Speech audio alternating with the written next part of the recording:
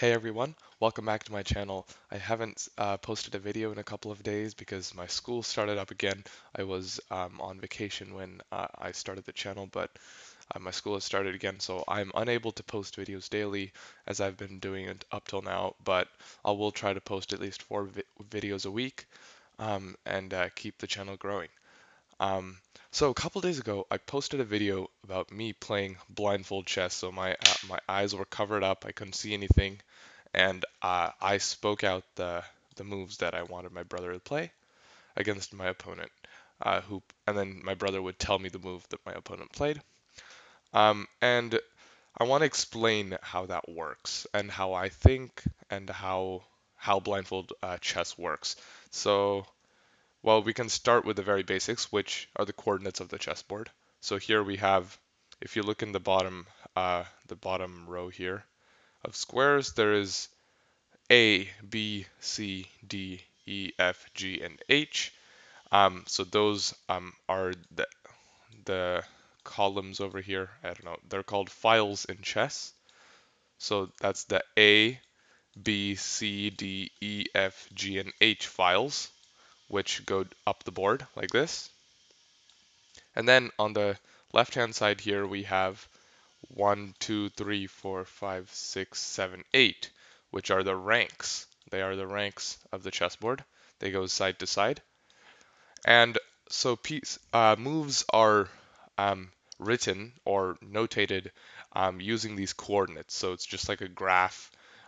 If you guys are familiar with algebra, it's just like graphing something. So the move E4, which is a common opening move. It's E because you're on the E file, and it's 4 because you're on the fourth rank. So that would be E4, for example. Or another opening move, C4, um, where the C pawn moves up 2 squares and it intersects with that fourth rank. So it's the C file and the fourth rank, the C file, the fourth rank. And when you're playing blindfold chess, what you do is you visualize the whole board in your head in terms of these letters and these numbers. And so in the game, the first move I played, I think, was e4, and my opponent played e5, if I'm not mistaken. And then okay, so I have in my mind a mental picture. Okay, so now I have played e4. My opponent has played e5. I'm not looking, so I might be showing the wrong part of the board, but my opponent has played e5. And then now, okay, so I have to move the knight, which is going to be next to my e pawn, which is the most common opening idea after e4. Here, so I said I'd play knight f3, and then my opponent played d6, and this is known as the Philidor. As you can see over here, it says the Philidor defense, where the black bishop blocks in their bishop. It's a little bit of a passive opening, not something I recommend or play myself. I prefer maybe Rui Lopez or Petrov's. But I I had in my mind like this visual image of the board, so I saw okay d6 blocks in their bishop, and the tricky thing with blindfold is that you may forget things like this later on. So you might have noticed in the video I posted, there were later times when I was like, okay, but the queen guards that, and my brother's like, no, there's a pawn in the way. I'm like, oh yeah, the pawn on d6, I forgot. So that type of thing, you get better at it as you keep playing blindfold chess because your brain will develop in that way. But here I think I played bishop to c4, just a common move. Here I think it's the best move, or the second best move actually. The computer thought a second and said that d4 was better, but bishop c4 seems to be a good move as well. And then my opponent played, I'm not sure what my opponent played. I think knight c6, or was it? Yeah, well, let's just say they played knight c6 because I'm not going to. This may not be hardcore exactly what, but here the best move is knight c6 right after bishop e7, which is this move. And you can see, little by little, you get to the more you play chess. First of all, the more you play chess with a board, you get more used to the position and the coordinates and how the pieces move and how they interact with each other.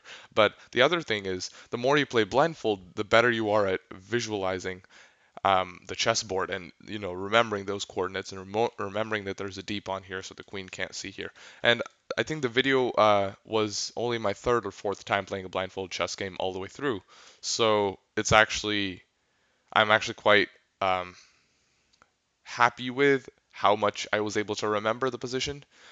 At the same time, I know there's a lot of room for me to grow as a blindfold chess player because I made some pretty big errors, including hanging my queen on c2. So that was sad. But I encourage you guys to watch that video if you haven't yet. And so after, I think there are a couple of ways to kind of grow and to get more used to thinking about the chessboard in terms of these notations. First thing is just to kind of, I'm going to turn off the notation so we can do a little bit of a thing here. And none, okay? So now there are no coordinates. We don't know what square it is unless we know it by heart, which I know a little. I'm not very fast, but I can do that. So for example, what is this square? I'll give you a second to think about it yourself. And that's right, this square is C5. So we remember that. From a white perspective, I remember that because, okay, there are like, three center pawns generally that are pushed.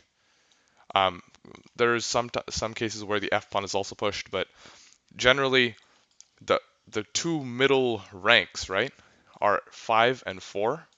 4 is closer to white, and 5 is closer to black. Um, so whenever white plays a pawn up 2 squares, that's the fourth rank. Whenever black plays a pawn up 2 squares, that's the fifth rank. So when I remember C5, C in my brain is always connected with the English opening because C4 is the English opening. So C is just that pawn next to the queen. It's just sideways and over one. And if that pawn is if I'm thinking of the square C5, then that pawn is the black pawn next to the queen going up 2 squares. So I have to play a move for white first, and this would be C5, and this is the Sicilian defense. But this is the C5 square. Okay, let's try another one. I'm gonna close my eyes and just click a random square here. Okay, that was not very random. It was right next to the other one, so let's not do that one. Okay, let's do this one. I will make it a different color. Is that a good color? Blue. Okay, I like blue. Um, so this square is not 2 squares up from the black pawns. It's just 1 square up. It's this square. Let me just make that blue again. Okay, and so we know that it's this is the sixth rank because this is 1, 2, 3, 4, 5, 6. Or if you're counting from black, which is much easier, 8, 7, 6 because you can count backwards.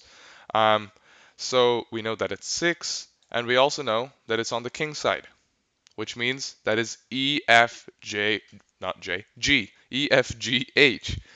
So it's E, F, G, H, and we know that it's not E because it's like not in front of the king. And the other thing we'll develop as you continue to uh, like develop these skills is that the G and H pawns are on the side of the board, and so are the A and B pawns. So eventually we come to know that this is the G6 square, this is the G pawn, and B7, B2, oops, this is B2, B7, G7, and G2 are these squares that are defended only by the bishops. Um, these are kind of, and then the squares that knights develop to are F6, F3, C6, and C3. These squares here, and that the bishop goes out to pin the knight to the queen. So for example, if we just play a couple moves here, um,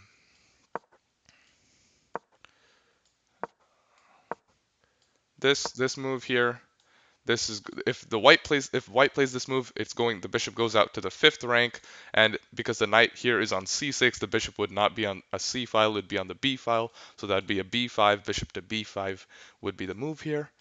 And if we have a similar opening here with like maybe d4 instead, so we can open up this bishop, d5, knight to a c3. It's not a good move. I'm just playing it for the, oops, we have to play a move for black here. This move, if black plays the move, then we have the fourth rank because black moved past the two the two ranks up from the pawns for black. Black moved to the two pawns up from the white. This is just how I remember it. It might be confusing for you guys. You can figure out however you want to remember it. But black will play bishop to b4 here. All right, so I hope this helped you guys get started in remembering the board's coordinates, and I'm excited to hear from you guys in the comments about your journey with Blindfold Chess, just as I share my journey in videos. And I will look forward to posting more Blindfold Chess videos in the future, though, as I mentioned, they're really quite taxing on my um, it's really hard to play blindfold because you have to remember everything. So like I have to rest and recuperate. I'm exaggerating a little bit, but I wish you guys a lot of luck in your chess journey, and I will see you in the next video.